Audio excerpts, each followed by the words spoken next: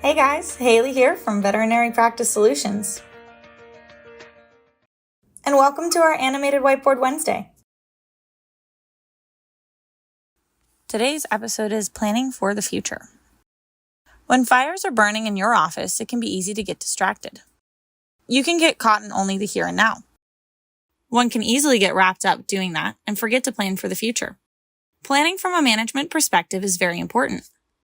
When running a business, you need to have an overall plan for growth. It could involve increasing the number of clients or the number of vets in your clinic. But it's important that you have some idea of where your practice is going.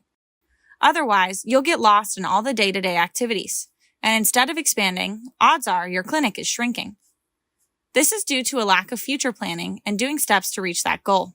So take a look at what you want for your practice and lay out some steps to make that happen.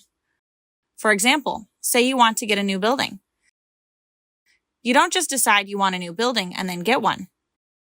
You would have to find a location, get financing, and do other steps leading to having a functioning new facility.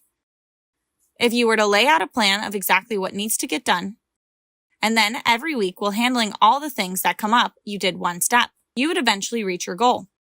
Whereas if you didn't, you would just keep handling fires and get more and more tired with no goals being met. So try it out with any goal, big or small, and take a look at what you and your existing staff would have to do to make it happen. If you're interested in more practice tips, attend one of our free webinars. To register, visit www.veterinarypracticesolutions.com/webinars or click the link in the description. Thanks for watching, and don't forget to like and subscribe. I'll see you soon.